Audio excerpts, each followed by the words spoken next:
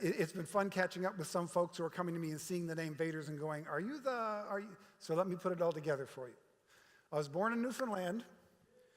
Yeah, how many Newfoundlanders in the house? All right.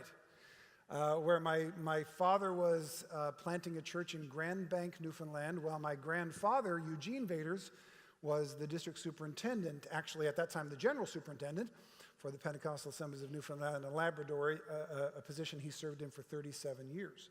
So Eugene Vaters is my grandfather. We then moved to Toronto, and that's where I grew up. And my dad pastored the Stone Church there. And then when I was 16, we moved to California, and I've stayed there since. But I owe an awful lot to the PAOC. Without you, I would not exist because my parents met at what was then EPBC and is today Masters. So yeah, my parents met there. In fact, those of you who remember David Maines, David Maines asked my mom to marry him. It's in his book. It's in his book. Yeah, he doesn't name her, but he talks about this young lady he'd been on a couple dates with, and he asked her a little quicker than she was ready to be asked. So thank you, Mom, for saying no to David. Because again, I might exist, but I'd look like one of the Mainses, which is fine. But they have they have a distinct, don't the Mainses have a distinct look? And I'm not sure I could pull it off, is all. I'm just not sure I could pull that look off. And both my sisters met their husbands at EPBC, and my sister and brother-in-law pastored this church for a short time. So yeah, my DNA goes deep into the Pentecostal Assemblies of Canada. So it is really, really an honor to be here. My wife, Shelley, would have been here. The plan was for her to be here all along. She took sick this weekend. Nothing life-threatening, but still too sick to get in a metal tube for a few hours to come here. So she wasn't able to be with you, but she sends greetings as well. I've got a lot of things that I'm looking forward to covering with you tonight and tomorrow night, so let's just jump right into them. Let me begin this way by saying this. Hi, I'm Karl, and I'm a small church pastor. Thank you.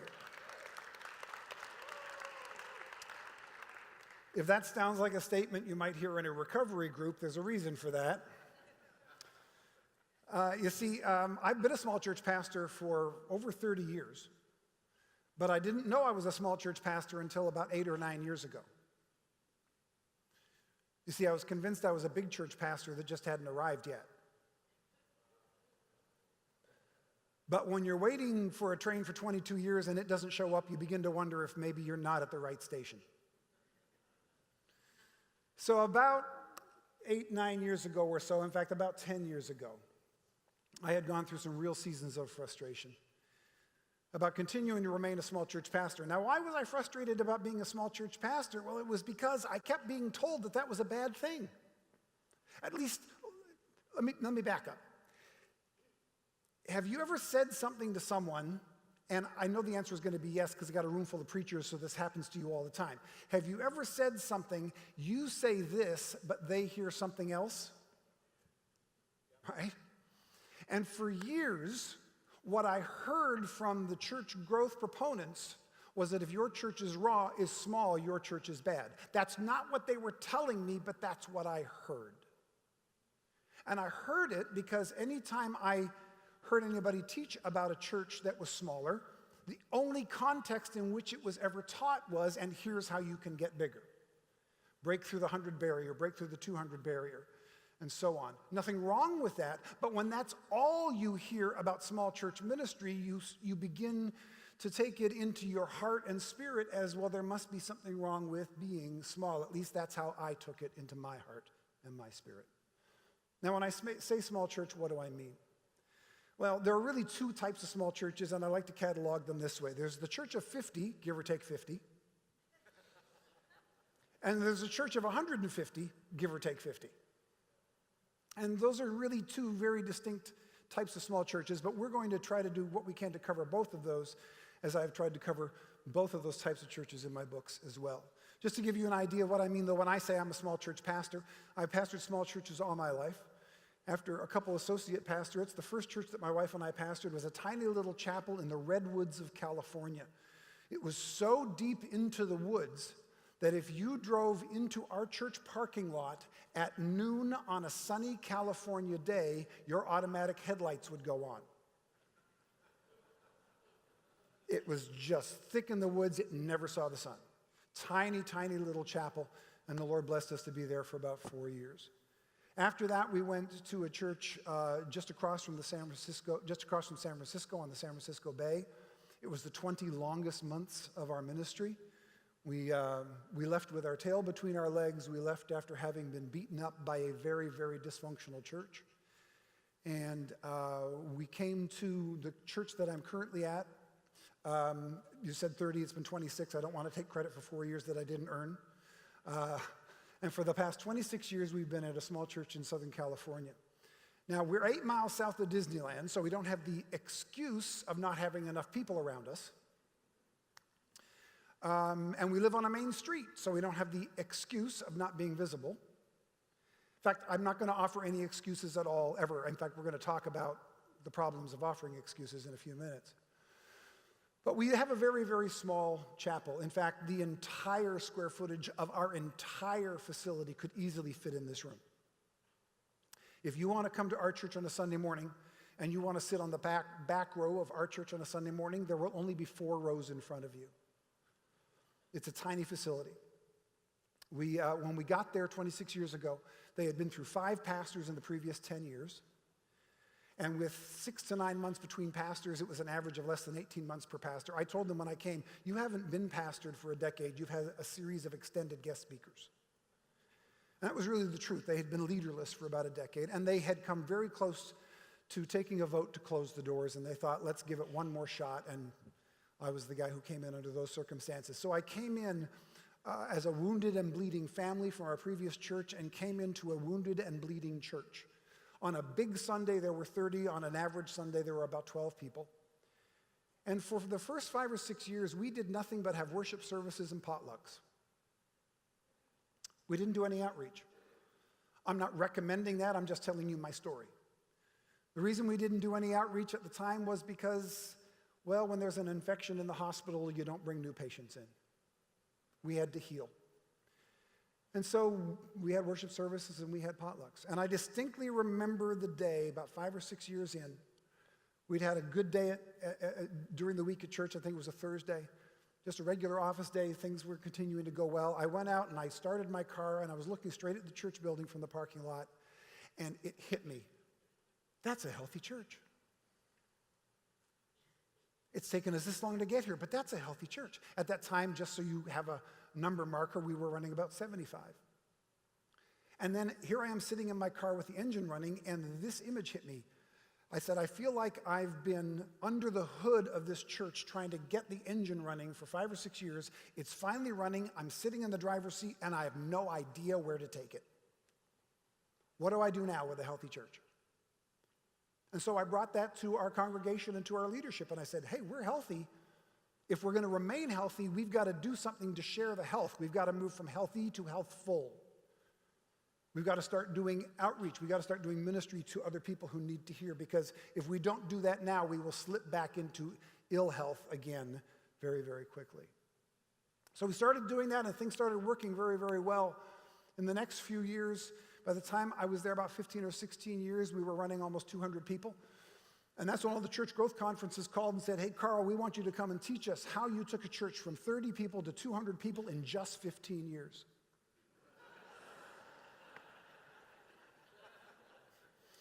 Yeah, still waiting on those calls. And so we were at 200, and at 200, we were maxing out our facility 2 services on a Sunday, and more than maxing out our parking, because we don't even have enough parking for the facility seating. It's really small. So I looked around to try to find a bigger space to meet on Sunday. We kept our building, but I found a place to meet on Sunday. I found one of our junior high schools, and we rented their Kappa Gym Natura Librarium. You know that room that every junior high school seems to have, that multipurpose room? And it was about 4 times the size. It was about half the size of the floor of this room. Big, big room. And in the next 20 months, we grew from 200 people on Sunday morning to 400 on Sunday morning. We doubled in less than 2 years. I went to our deacon board and I said, look at the trajectory. Less than 2 years, 200 to 400. And in another 2 years, we're going to be at 600. We need to hire a staff for a church of 600 to prepare for that. And they said, yeah, absolutely. We went out and hired a staff for 600. We held at that 400 for a few months, and then all of a sudden, it started to turn. In 20 months, we went from 200 to 400. And then in less than a year, we went from 400 down to, actually, I can't tell you how small we got, because it's fun to count when you're growing. But it got to the point where I told them, stop giving me the numbers. I know everybody's name. The good news was we fit back in our small church just fine now, thanks. We were well under 100, and there were many Sundays we were under 50. And a year before, we were at 400. And there had been no scandal, and there had been no split. And I'd followed all the rules. I'd done everything I was supposed to do, and I didn't know what was wrong. So I called up a friend who used to be a pastor and was now a counselor. So confession number 1 is I'm Karl and I'm a small church pastor. Confession number 2 is I'm Karl and I've been to therapy over pastoring. And I went to him and I said, I don't know what to do. He said, tell me the story. And it took me about 2 hours to just get everything out. And at the end of just getting everything out, some of it hurt, frustration, anger, bitterness, and all kinds of other things. I looked at him and I said, what am I supposed to do? He said, Karl, it sounds to me like you've got to figure out how to redefine success in ministry. And I wanted to punch him in the nose. I said, so you're telling me I've been trying to jump a 10-foot bar. I can only jump 8. So lower the bar to 8 feet, jump over that, call it success? That's not success, that's cheating. I can't do that. He said, that's not what I'm talking about. He said, if the bar is over here, success is over here. If numbers are over here, success in ministry is over here. You have to figure out how to define success in ministry without numbers attached to it. And he might as well have been speaking another language. I had no idea what he meant, and I told him that. I said, I don't even know what that means. He looked at me and said the comforting words, yeah, I don't either. But that's what we have to figure out. And he was right. Now, I went to him because I had taken 40 days away from the church. I was so frustrated, I was just so discouraged, I was so low that I went into the leadership and said, I'm leaving for 40 days. And the only reason I asked them for 40 days was because I couldn't find an 80 in the Bible. It's sad but true, but I actually did a scripture search. I said, somebody in the Bible has to have had an 80 or 100-day retreat somewhere, just so you know, it's all 40s. I thought if it's in the Bible, they'll give it to me. I left for 40 days and did not know if I would come back. Now, how did I end up in this situation? I ended up in this situation because of something that I've since come to call the grasshopper myth. And when you write a book called The Grasshopper Myth, like Ricky used to say to Lucy, you got some splaining to do. So before we get to that, let me show you this slide here. Next one up here. All of the notes that I'm going to be doing tonight and tomorrow, go back one slide. All the notes that I'm going to be talking about tonight and tomorrow, you can find right there. newsmallchurch.com, that's my website, /BCYD. And if you don't know what BCYD stands for, you're in the wrong room. But if you go there, all the notes for tonight, all the notes for tomorrow night are there. About half of them have clickable links to articles that I've written about that particular subject, so you can go and you can check it and you can read it later. See, I've got a rule. I don't mind if you disagree with me. Many of you will tonight and tomorrow night. That's fine. I don't mind if you disagree with me. Just disagree with what I actually say. That's all I ask. And so if you want to confirm it later, that's a good way to confirm it. So that's where all the notes will be, and you can find it at any time you want, and it'll be on the bottom right-hand corner of all the slides there as well, so you'll be able to catch up with them. So grasshopper myth, let's get to that. What is the grasshopper myth? The grasshopper myth is this. It's the false impression that our small church ministry is less than what God says it is because we compare ourselves with others. What's the toxic word in that sentence? Compare. Comparison will kill you. Either when you compare yourself with others, you'll come out bigger, faster, stronger than them, and you'll be filled with pride, or you'll come out smaller and weaker than them, and you'll be filled with shame, and neither one of those attitudes is a good attitude to bring into healthy ministry. We've got to stop comparing ourselves with each other. The reason I call it the grasshopper myth is from the book of Numbers. Numbers 13 says this: after the spies go into the land, 10 of them come back with this report. All the people we saw there are of great size. One translation says there are giants in the land. I live in Orange County. There be some giants in the land. I show up in Orange County, California, to a beaten up church, sure, but I'm in Orange County. This is the home of Saddleback Church, the original Vineyard Church, the original Calvary Chapel, Crystal Cathedral, just over the border, Angelus Temple. Azusa Street is less than an hour drive from my front door. Where I live is not just where big things happen, but where big movements begin. And I thought, well, our church will be next. I live in the land of the giants. All the people we saw there are of great size. And then it says what? We seemed like grasshoppers in our own eyes, and we looked the same to them.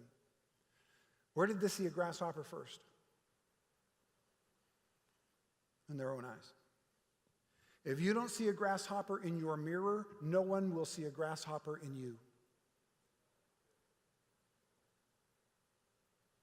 Rick Warren didn't write Purpose-Driven Church to make me feel bad. It did because I read it through grasshopper eyes.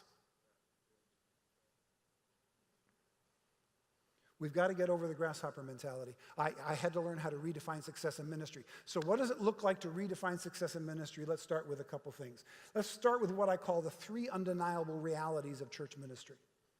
Reality number 1 is this: 80 to 90% of churches will never be larger than 250 people.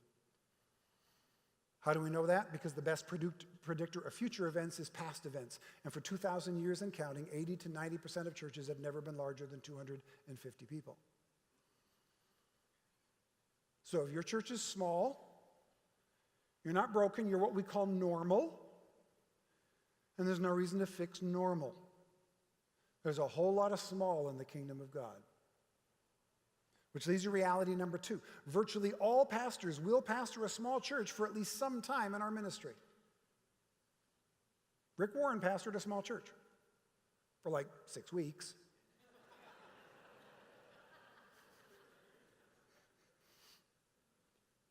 Virtually all of us, if you are a lead pastor or want to be a lead pastor, you are going to spend at least some time of your ministry pastoring a small church.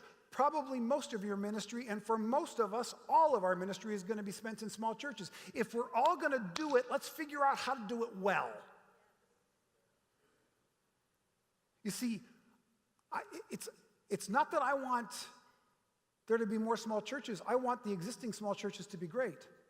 I don't want churches to be small. I want small churches to be healthy, to be strong, to be effective, to be great. I also want to say it real quick. I am not anti-big church, not by any stretch of the imagination. If you think you're going to get an anti-big church rant, you are in the wrong place. Actually, if you think you want that, you're in the right place because you need to get your mind right. My church couldn't host this conference. The generosity of this congregation, of this pastor, of this staff to host meetings like this, to put aside other ministries to bring us in. And all around the world, there are big ministries that have an unbelievably generous heart to reach out to others. We need to be grateful for the big churches that provide us with their resources. We just shouldn't overlook the small churches either.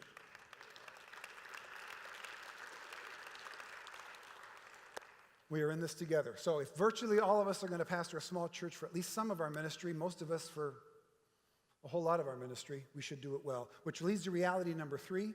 You can lead a small church well without settling for less. You can. I want you to imagine that in any community or any small town, there are a dozen to 20 people who have an outsized influence on that community. And I'm not talking about the mayor and the police chief. I'm talking about in any small town or in any community within a large city, there are a dozen to 20 people who have more influence than an average 1,000 people in that town or in that community. Right? There are just some people that just have influence. They just are. They're influencing type of people. So I want you to imagine there's a community, And there are a dozen to 20 people that have an outsized positive influence on their community.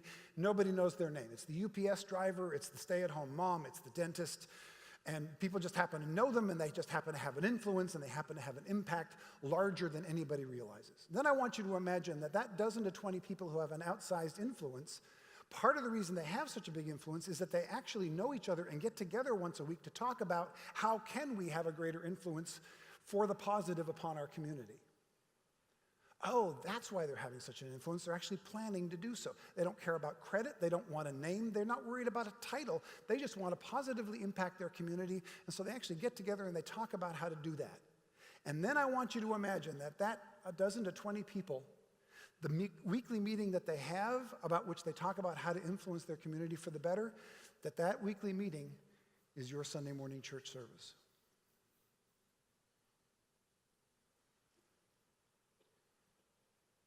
What if we just started changing what we expected of our Sunday morning church services?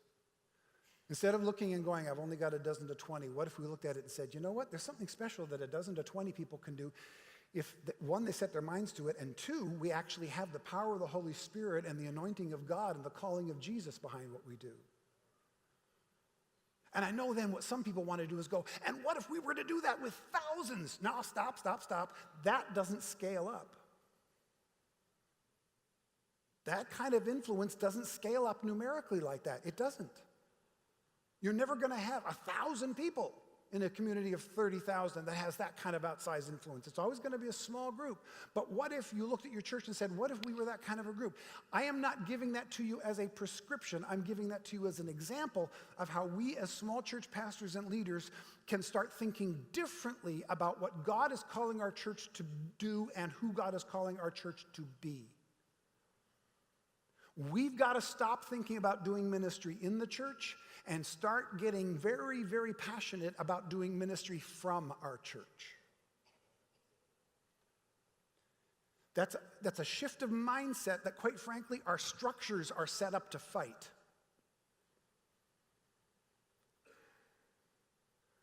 Our structures are set up to do ministry in the church. But that's not what Jesus said to do. Yes, there's a come and see to the gospel, but there's a go and do. I love what Paul said this morning about don't build churches, build community centers, and just happen to hold church there on Sunday. Right? So we made the shift years ago. We don't have a big enough building to hold them if they all came anyway. No church building is big enough to do everything that God wants them to do just inside the church building. Any church that limits their ministry to what they can do in their building is limiting God to pea size. No matter how big the church facility is, no matter how small the church facility is, whether you have an existing facility or not for your church, if we can shift our attitude and our mindset from doing ministry in the church to doing ministry from the church, everything can change. Because you don't need a massive crowd to have impact, especially not today. Especially not today. But here's what we do instead of this. We do something that I call IKEA envy.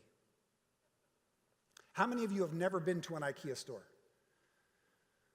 Oh, there's one guy in here who just refuses to go. I don't care what my wife says, I'm not going in that store.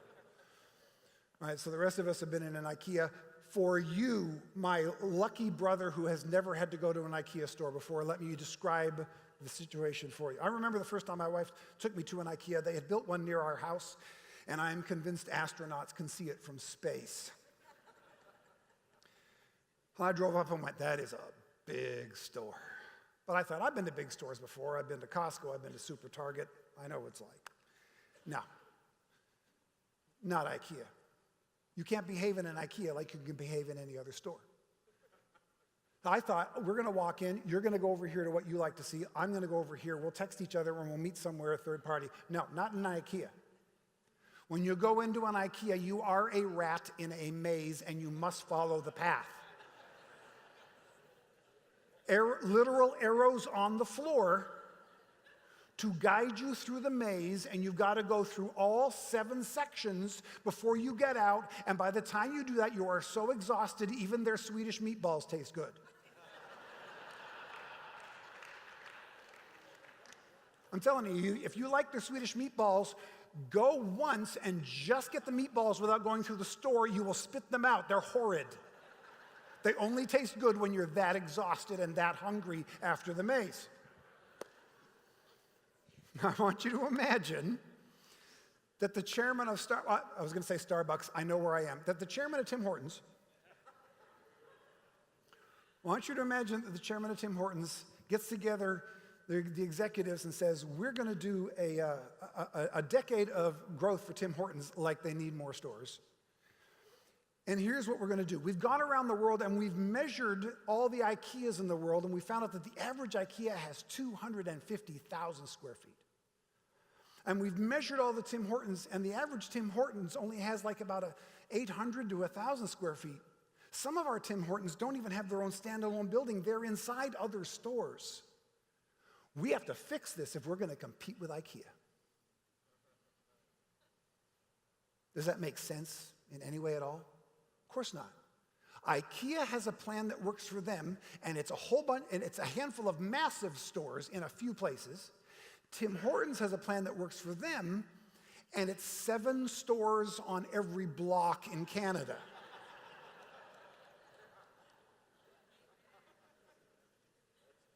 Right? Now, why do they do that? Why shouldn't they just consolidate it all and come up with a super Tim Hortons? Right? Right? In fact, sometimes we're told that in the small church. Well, if your church is small and that one's small, why don't you get together and then you'll have... No, because we got Tim Hortons-sized churches. IKEA is big because big works for IKEA. Tim Hortons has small stores because small stores work for Tim Hortons. I've never walked into a Tim Hortons and looked for the arrows on the floor. I know where to go. Pretty simple. And most of us are pastoring Tim Hortons-sized stores. So what if we did it in a way that works for small, instead of trying to imitate the IKEA? I'm grateful for the IKEA churches. I am. But there's only so much overlap with the way they do church well compared to the way we're going to do church well in a smaller context. Don't fall for IKEA envy. It'll kill you. In fact, as I was learning all of this, I discovered 3 really important things, and I'm going to spend a few minutes on this. Small is not a problem, a virtue, or an excuse. Let me walk you through the 3 of them. First of all, small is not a problem. Unfortunately, we've been told that way a lot of times, even though it's not true.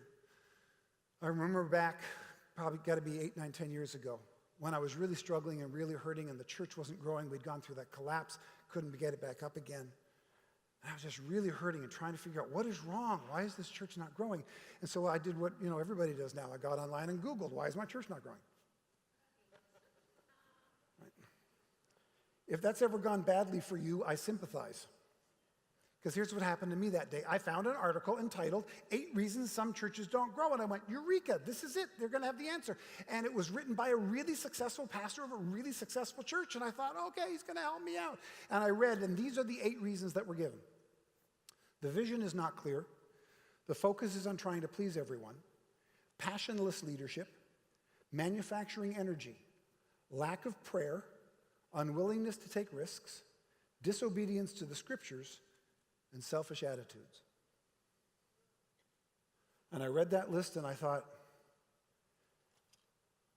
I've got to be committing at least one of those sins.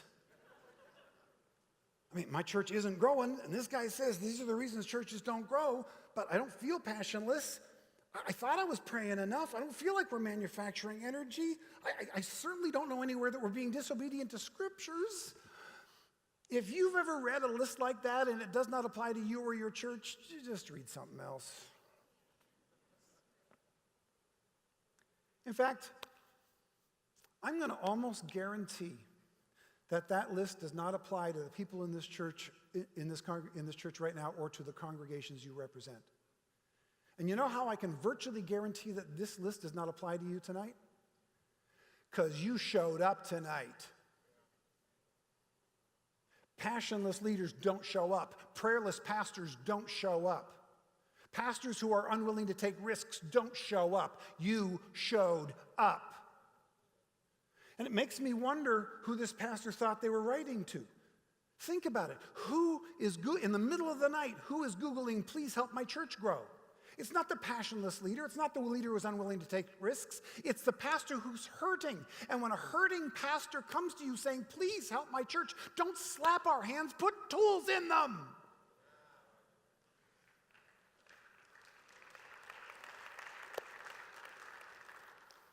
Small is not a problem. We've got to stop treating it like it is. Secondly, small is not a virtue. Small churches are not better than big churches. I'm done with listening to the small church pastor who says, you know, the only reason our church is so small because we're the only church in town preaching the true gospel.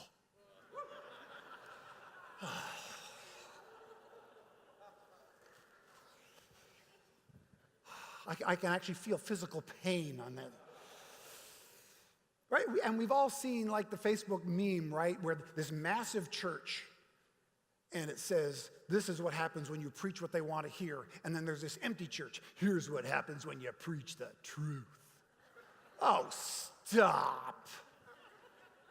That's the most ridiculous thing I've ever seen. And on Facebook, that's saying a lot. Come on. Right? You can only pack the house if you're telling them lies and you're tickling their ears. No. When we say you can't build a big church on good gospel teaching, then we deny the power of the gospel to reach massive groups of people. Check out Jesus' ministry. Crowds followed him. And he had a small group of people that he discipled. Because there's some things you can only do with small and other things that lead to big. And there's not a direct overlap between the two. Small is not a virtue. Small is not better than big. Oh, in fact, here's something that just cracks me up. You know that list that I just read from the big church pastor to the small churches? I've heard every single one of those accusations said from small church pastors about big churches. Those big churches, they're just trying to please everyone. They're manufacturing energy. Oh, they don't really pray in a big church. They're so selfish. They're disobedient to Scripture. Every single one of them has been thrown the other direction. Animal behaviorists tell us that when you take monkeys and you put them in cages, if the monkeys get angry at each other, they throw their feces at each other. When we do this in the church, we make the monkeys look good.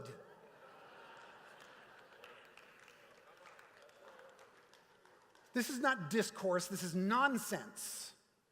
To be throwing it back and forth like that. It's ridiculous. Small is not a virtue. Small is not better than big. Small is better than big for some people, and big is better than small for others. Some people want to go to a big church because when they come in after a hard week, it shows them physically that they're a part of something grand and big. It points them to the creator of the universe by the fact that they're in a room with a whole bunch of people lifting their voices and praising him. And other people want an intimate setting. They're intimidated by the crowd, and the intimacy of a small group is where they worship better and where they minister better. And we need all sizes of churches for all kinds of people. Small is not a problem. Small is not a virtue. And thirdly, and maybe most importantly, small is not an excuse. I've read the New Testament, in case you were worried about it. And when I read the New Testament, I cannot find a single command in the New Testament to the church that cannot be done by 2 or 3 people who love Jesus, who love each other, and who get together on a regular basis.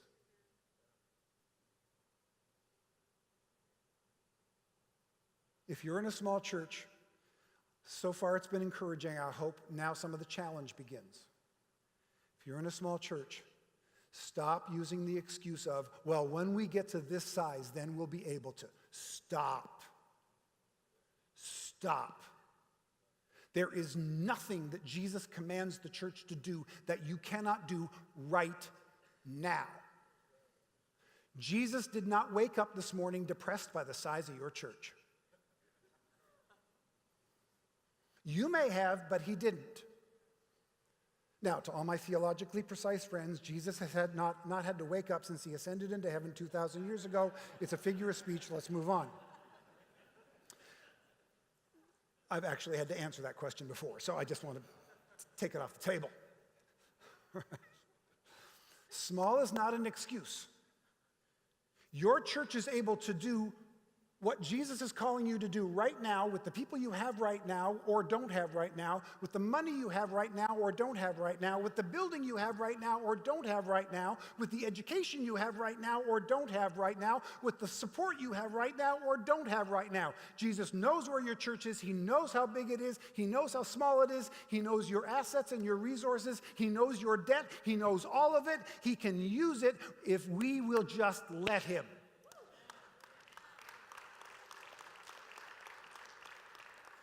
Stop making excuses and get to work. Not later when you're big, now. Now. When I was going through that 40 days,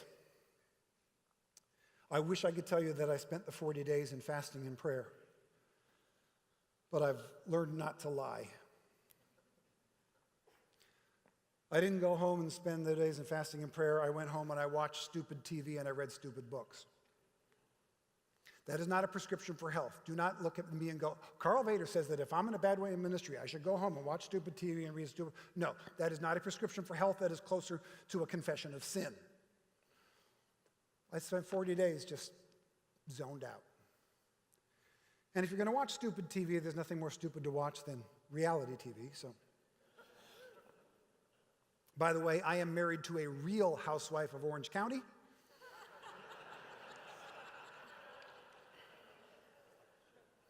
And I didn't watch more than 5 minutes of that show to know, yeah, no, that's not real. But when I was watching reality TV, I found a couple shows that I really loved, and it was those restaurant makeover shows. I don't know what it is about North Americans, but we can hear the most nasty insults. If it comes with a British accent, we just love it. And on both of these shows, it's British guys telling our restaurants what they're doing wrong. And I watched these shows, and I was just zoned out, just meh.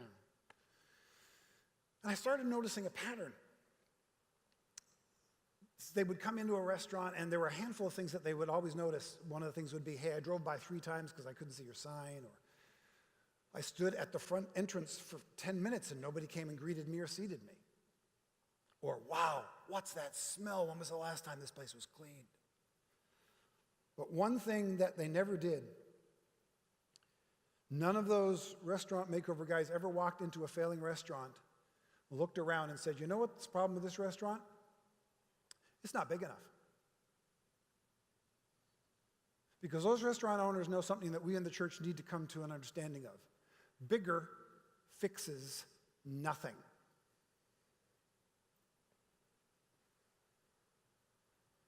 If you're in a small church, I understand the struggle. I get it. And it's tempting when you're struggling in a small church to think, I've got all these problems because I just don't have enough people. And if only we had more people, we'd have fewer problems.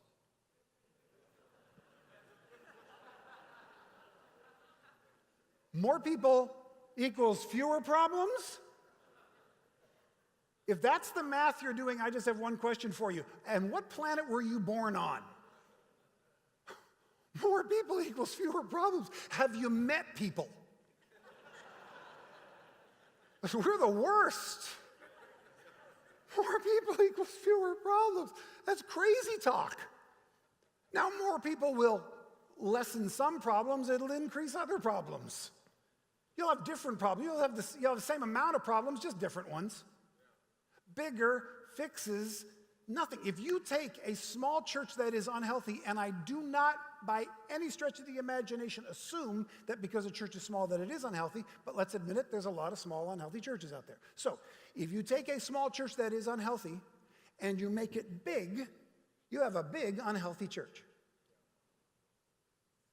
And that's not better, that's worse. But if you take a small unhealthy church and you make it healthier, Even if it doesn't get bigger, healthier is better.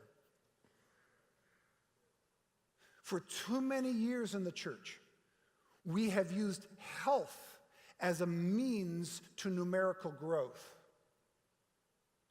Health is not a means to numerical growth. Health is an end in itself. We need more healthy churches of all sizes. Some of them will grow numerically as a result of health. Some will grow healthy and not grow numerically. How do I know? Because I see it over and over and over and over and over. Part of the reason I spent that 40 days away and almost left ministry. Remember what I told you? I sat there in my car looking at the church and I went, oh, that's a healthy church. And we had some growth and then we collapsed. And what happened? Well, we'd gotten healthy, and then in pursuing numbers, I did some unhealthy things. So let me walk you through really quickly why the church collapsed so quickly. One, when we grew from 200 to 400, it was not by conversion growth, it was transfer growth. For a while, we were the cool church in town. And when another church got cooler, they left and took 100 of our people with them. We weren't getting people saved, we were entertaining bored Christians. You can't build a healthy church that way. So that's the number one. Number two, we were not discipling our leaders. When we got to 400, I had to hire a staff for 600. Why? Because we hadn't trained our own people to lead us to 600. People have asked me, boy, if you had explosive growth today, what would you do? Well, first of all, this ministry would be ruined. Just kidding. If we doubled today, we could double in the same amount of time now and not have to hire a single staff person from the outside, because since that time, we have been raising our own leaders up. And our leaders right now can handle a church double our size easily if the Lord blesses us with those numbers. And if he doesn't, we've still got a healthy church doing impact, punching way above our weight. And we're good with that. So one, we were entertaining bored Christians. Two, we weren't discipling our own leadership, so we weren't building it on a solid foundation. But three, I'm not a big church pastor. During the season that our congregation was growing from 200 to 400 in 2 years, was one of the most miserable times of my ministry ever. And I didn't know I was miserable. How can you be miserable and not know you're miserable? Here's why. How can a pastor be miserable while their church is doubling in 2 years? But I was miserable because there is a change that you need to make when you break that so-called dreaded 200 barrier. And I made those changes willingly. I moved from being a shepherd to being a rancher, from being a pastor to being a manager, from being hands-on with the people to fighting with City Hall, raising funds, hiring and managing staff meetings, and all of those things that you have to do as a pastor over the 200 barrier, and you have to do them. It's the only way to maintain it. All of those things I'm bad at, I don't like, and they suck my soul dry. I'm a hands-on pastor. And if I can't be hands-on with my people, I'm miserable. Now, is that going to limit our growth? No, because now our hands-on includes discipleship. So now if we grow and somebody that I know and love and have discipled, they step up into a ministry position, it's different than hiring a staff member in from the outside and hoping they're good at their job. I'm like a proud grandfather who gets to watch my kid bring other kids in. One of the most popular things that's happening now in Christian leadership writing is people are liking to tell us that you can't be a great church if you try to pastor everyone. Now, that's not true. Now, what they intend to say by that, I agree with. What they intend to say by that is, if you as the pastor have to do everything, if you have to initiate the idea, set it up, conduct the meeting, tear it down afterwards, if you are doing all the ministry for everyone, then yes, you will put a very low cap on your ministry. I mean, at 20 people, you're done because it's like a single parent of 20 kids. Okay, so if by pastoring everybody, it means you do everything for everybody, then yeah, you'll top out really quickly. But That's not what they're saying. What they're saying is you can't be a great church if the pastor tries to pastor everyone. Here's the reality. We don't need to pastor less. Thankfully, we don't need to pastor more. But we can pastor better. Let me show you that from Scripture. There's something in Scripture that I like to call the pastoral prime mandate. It's in Ephesians chapter 4, verses 11 and 12. It is the only place in the New Testament where the word pastor is used to describe an office in the church. Isn't it weird? As pastor-centric as our churches are, we get one mention in the New Testament, and we have to share that spot with 4 other ministry gifts. Right? The evangelists, the apostles, the teachers, the prophets. 5 ministry gifts, and we have one job: to equip God's people for works of service. I tell my congregation this on a regular basis. Since I rediscovered this in the last few years, they hear this on a regular basis from me. It is not my job to do the ministry for you. It is my calling from God to equip you to do the ministry. That's what pastoring is. It is the only mention we get, and it's the one command that we're given in that spot. Now, obviously, there are other, bishop and elder and leader. There's other titles in the New Testament that would also apply to pastors. I get it. But for that particular word, that's our prime mandate. So here it is. If you are pastoring a small church and you have to do everything for everybody, yes, you will limit not just the size of your church, but the effectiveness of it. We need to start stepping up and equipping them rather than doing it all for them. Now, how do we get there? Here's how we get there. There are 3 essential elements to a healthy and effective church, no matter its size. Let me walk you through. And they'll be very familiar to you. The Great Commandment, the Great Commission, and now equipping God's people, what I call the pastoral prime mandate. So, in the first 5 or 6 years of our church, remember what I described? What did we do for the first 5 or 6 years in an unhealthy church? We had potlucks and worship services. What is that? The Great Commandment. We loved God, we loved each other. That's all we did. Right? And then we added the Great Commission, we started reaching out, and then I came too late to the game to understand the pastoral prime mandate of equipping God's people. Here's how most churches move through that. Okay? There are some churches out there that aren't doing any of those 3. They're not doing hit the next slide for me, there we go. They're not doing the Great Commandment, they're not doing the Great Commission, they're not equipping God's people, right? We've been in some of those churches. Hopefully you're not pastoring one, but if you are trying to pastor a church out of that, you have my sympathy and my prayers sincerely. Right? We've been in churches like that. They don't like each other, the worship service is horrible, obviously they're not reaching anybody, nobody's being discipled. You can barely call it a church. That is what we call an ineffective and unhealthy church. Right? That is an unhealthy church. Now, the first step, again, what we did in our church, and the first step for most churches is, let's get the Great Commandment down. Let's start loving God, and let's start loving each other. And if you have a church that is loving God and loving each other, you have a loving but ineffective church. Why ineffective? You're not doing the Great Commission. You're not reaching out. There's a lot of our churches that we look around and we go, I don't know why the church isn't growing. We have a great spirit of worship every time we get together. Everybody's so kind and loving and sharing. We've got such a great spirit in the place. We haven't had a split in years. But when was the last time we went out and brought somebody else in? It's all this. It's a loving church, but it's an ineffective church because we're not reaching out. So the next step, we need to add the Great Commission. Again, that's the next step our church did too. Let's go out and reach them.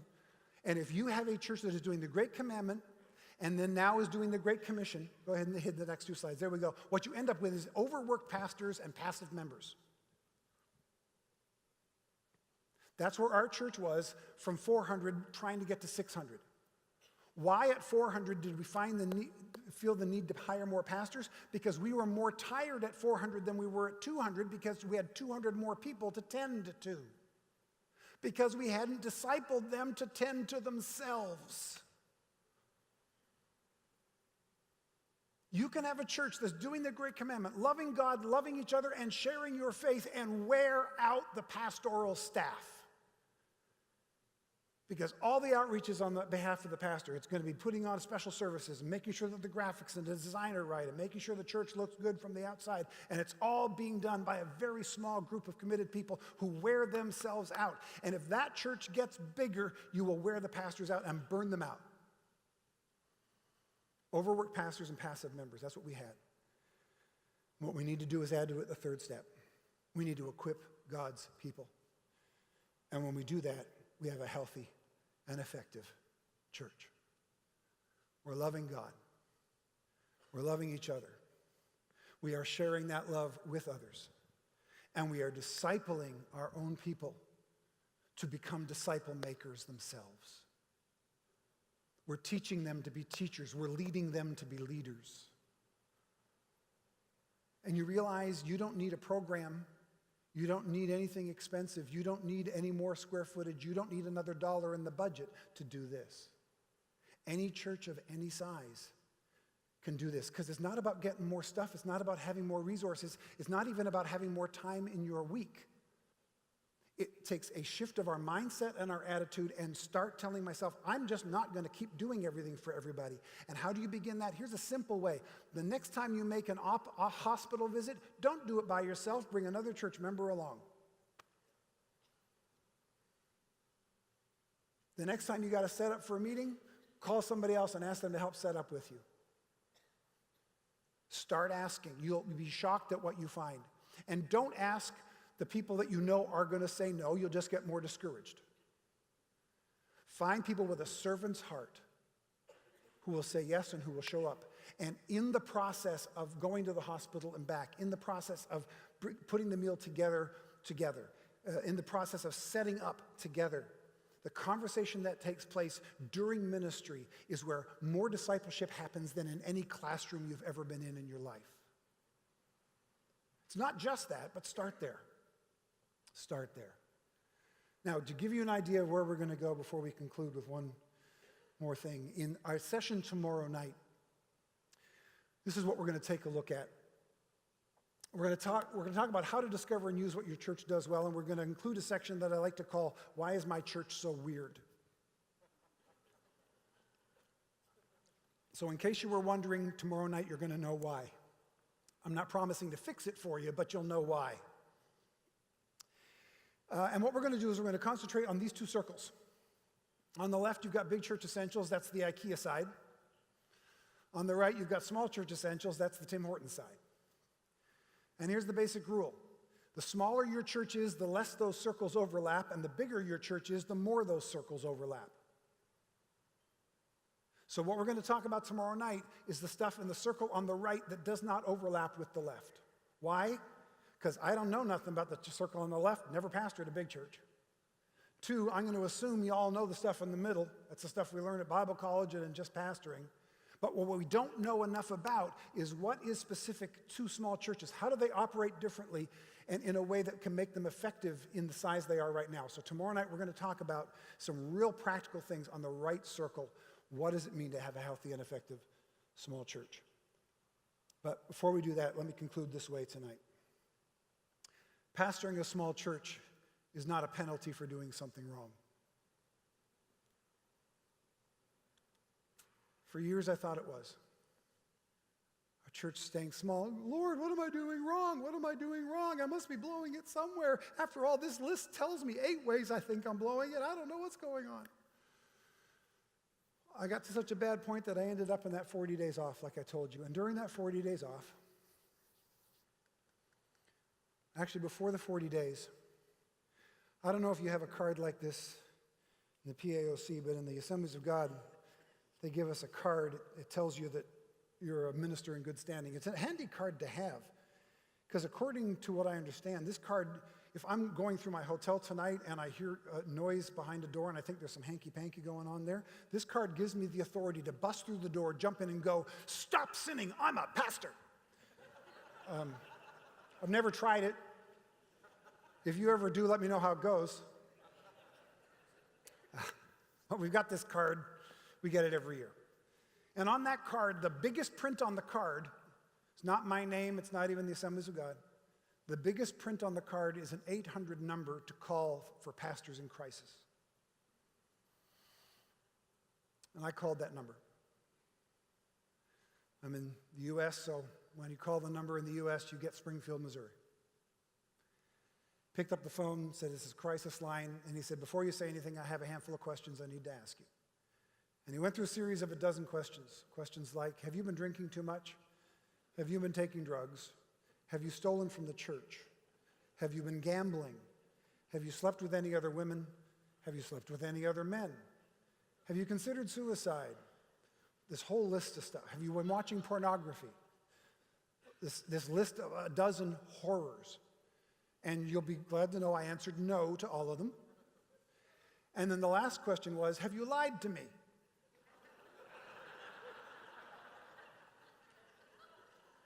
And I answered no to that one as well. And then there was this pause, and he says, why are you calling me? And I said, because I haven't committed any of those activities yet, but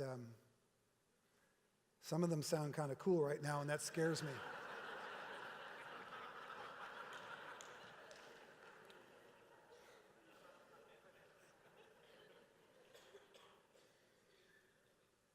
He said,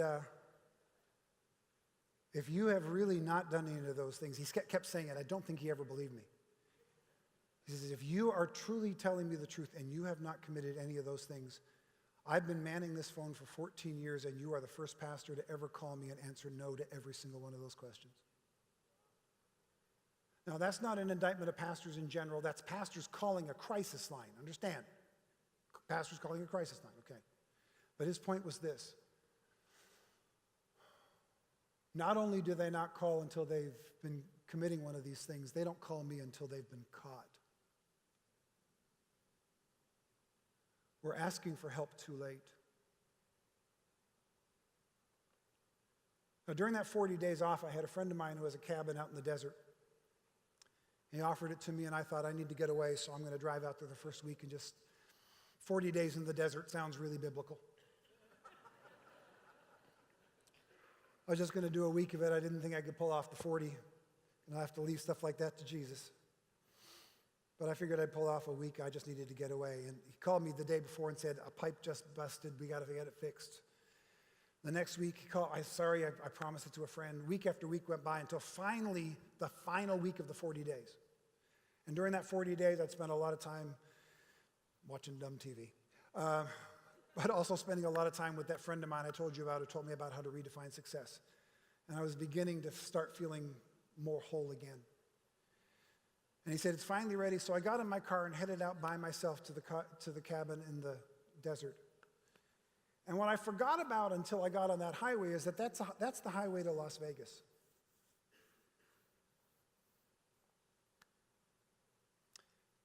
And if you're driving on the highway to Las Vegas from the Los Angeles area, every mile you drive, the billboards get bigger and the sins they advertise get more and more nasty.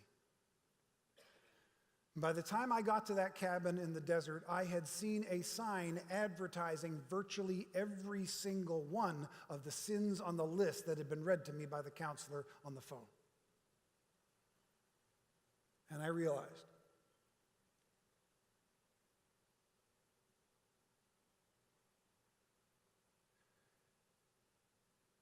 if I had taken that drive in my first week of those 40 days,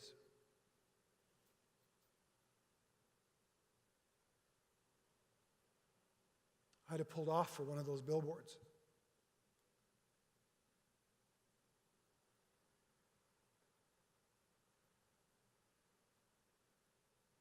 I was that broken. You know that list of ministers that seems to get bigger every week? What happened? They had it all. How could they just throw it away like that? One moral failing after another. The news lately is just getting horrific with that. Big church, small church, doesn't matter. And for years I'd look at that and think, what's wrong with that guy? I can't believe he'd let that. You know what? When I see it now, I have nothing but sympathy because they're but for the grace of God.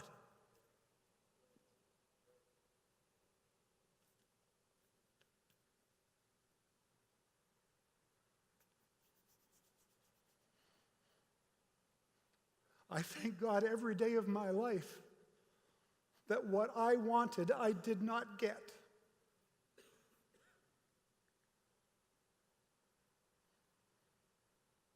That God protected me then, and I believe he protected me from getting a big church, because I was that toxic as our church was growing. And if our church had continued to grow numerically, I would not have sought the help.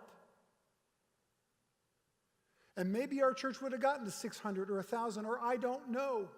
And I'd have gotten more and more miserable and more broken and more ruined. And I'd be one of the guys on that list that is not a maybe, that is a guarantee.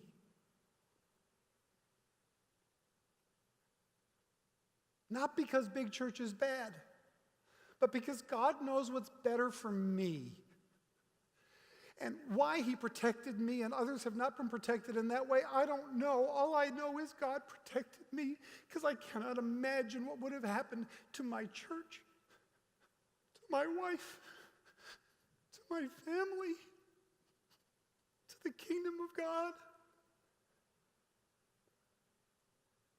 If God had given me what I wanted instead of what I needed.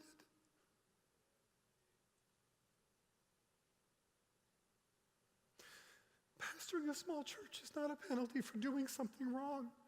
It's a specialty, and it's worth doing well. God didn't put you where he put you by mistake. And don't give any idea to the idea, well, this is all I can handle. No! Rick Warren couldn't pastor my church. It'd drive him crazy. I couldn't pastor his. God put us each where we're supposed to be. It's not less than unless you let it be less than. I'm going to ask the band to come up. And I want them to lead us in just some soft, worshipful time, because I believe that this message is for a lot of us in this room tonight. The reason my story is resonating is not because it's special. The reason my story resonates is because it isn't special, because it's us.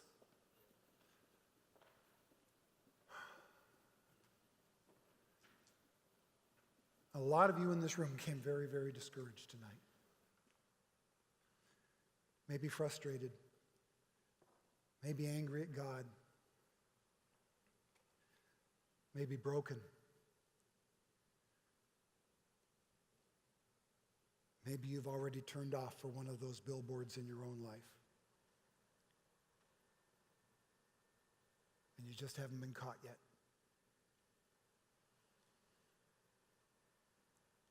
This is not a place of shame. This is a place of grace. God wants to restore you in your own spiritual and emotional health, in your church and its ministry. He wants to reassure you that he knows exactly where you are, and he can and will use you exactly where you are in ways that you never imagined, even if it doesn't get one person bigger. Because God has kingdom plans that are simply bigger than ours. They're different than ours. I'm going to ask you to stand. Lord Jesus, I don't know everyone in this room tonight, but you do. And so, Lord, I pray that you would apply a holy filter to our hearts and to our minds, to our emotions, to our spirits.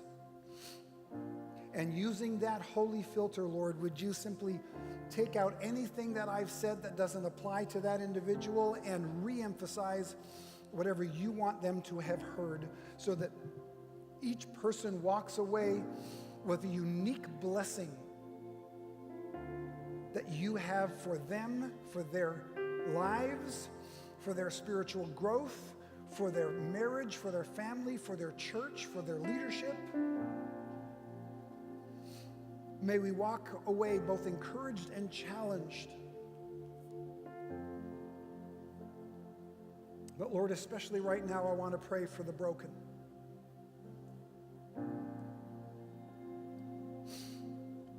For the people I could not have understand had I not been broken myself.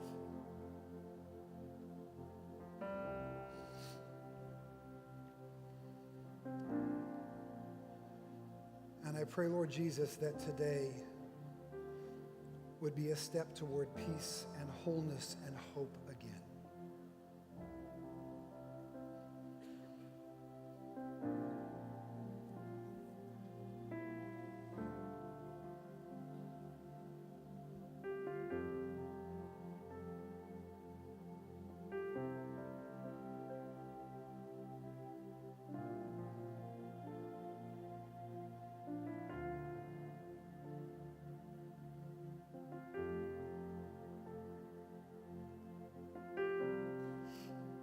Band begins a song, what I want to do is ask you, and I love being in a room full of my own folks, good Pentecostals, because I can't do this with the Presbyterians or the Baptists. But if you are in a place where you, in your life, in your leadership, in your ministry, in your marriage, in your family, in your church, in any significant way, if you need healing, I want you to come forward. I know this is a hard room to come forward in and admit that in, but this is the room you need to admit that in, because you got people here who will help, who will stand up with you, and who understand, because we've been through brokenness like that ourselves. Band, play. And if you need that, come forward. I'm going to come down and I'm going to pray with you, and I know our other leaders are going to do the same.